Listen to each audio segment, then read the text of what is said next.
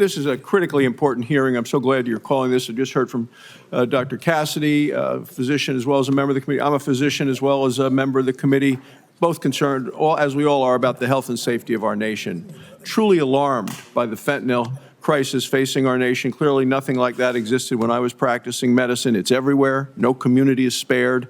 A lethal dose is the equivalent of just a few grains of salt. You know, across the country, the number of deaths has been skyrocketing. My home state of Wyoming, you wouldn't think that it'd be a problem there. We've had 81 opioid-related overdose deaths this past year. It's doubled the number from 5 years ago. Completely unacceptable. It's touching every community across our nation. You got mothers, fathers, brothers, sisters, all losing family members. I hear about it all around the state. Since President Biden took office, nearly 10 million illegal immigrants have flooded into our nation, and Senator Grassley touched on this a little earlier today.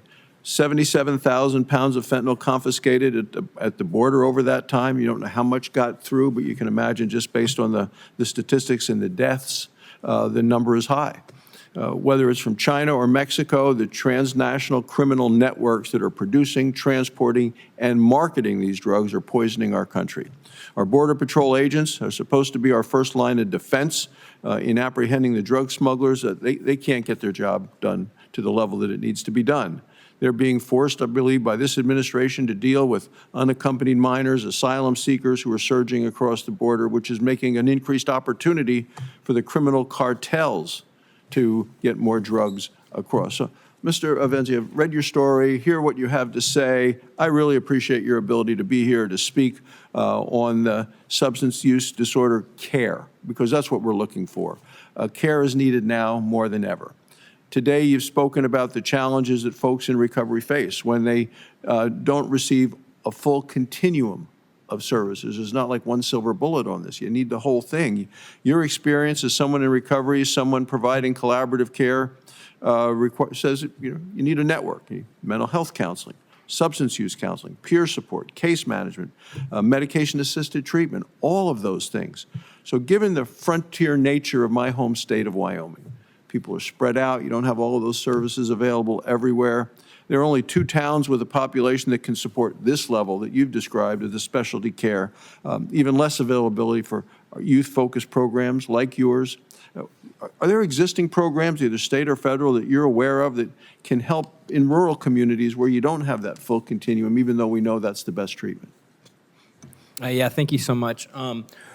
From what I can tell you in Oregon, telehealth services have been able to meet some of the gap, so figuring out ways to fund telehealth services. There's also some restrictions and kind of geographic capacity that providers run up against when they're not reimbursed for that. Sometimes there's standard reimbursement rates for care that are really designed for when people walk into the office, and they don't take into consideration some of the other costs, like some of the things that we do in Clackamas County is we have to drive all over the place because it's part urban and part rural.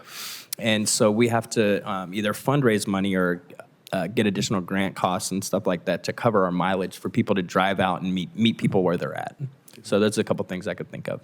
Dr. Barone, a quick question. You know, February this year, the DEA reported on regions of the U.S. being targeted by the Mexican drug cartels. And I live in one of those regions in Wyoming. They found that the cartels are targeting states further away from the border. Highest area of focus are Native American reservations they talk about in those states. Certainly that's the situation in Wyoming. Our Eastern Shoshone and Northern Arapaho, they live on the Wind River Reservation, larger than the state of Connecticut. I mean, we're talking about a big geographic area and low population. It continues to experience one of the highest drug overdose deaths in the state. Deeply concerned about the cartels that are targeting our Native American populations. A lot of them has to do with the fact that the size of the geography and the smaller number of people make it an area where they can really focus. You know, can the federal government do things? How can we best respond from the federal government level to counter the efforts by the cartels? Thank you, Mr. Barrasso, for that question. I mean, in terms of supporting patient populations in rural areas, I think telehealth can give more rapid access to treatment. I think you're going to need some on-site care in the Indian Health Service in order to, provide support for this population. In terms of, around the country.